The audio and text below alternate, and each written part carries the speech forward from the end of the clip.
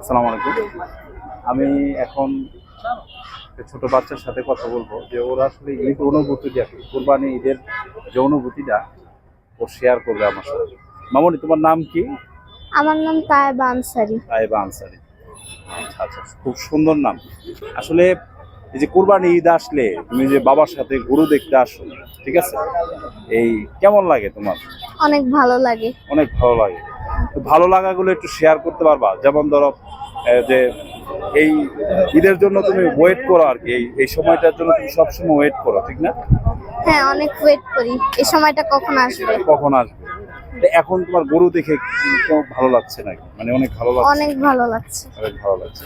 মানে তোমরা কি নিতে আসছো আসলে? মানে আমরা আসলে গরু নিতে আসি, গরু আজকে দেখবো আর কালকে কিনে নিয়ে যাবে। কালকে নিয়ে যাবেন, ঠিক আছে। ধন্যবাদ তোমাকে। মানে আসলে আমরা তোমার মতো এরকম ছোটই ছিলাম আমি, তখন আমারও খুব তোমার মতো এরকম অনুভূতি। কোরবানি ঈদে, হ্যাঁ, বাবার সাথে আসতাম গরু দেখার জন্য। তো তুমিও তোমার বাবার সাথে আসছো, এর জন্য খুব ভালো লাগছে আমার। তুমি ঈদ ভালোভাবে কাটুক তোমার, সেই দোয়া কামনা করি। ঠিক আছে, ধন্যবাদ।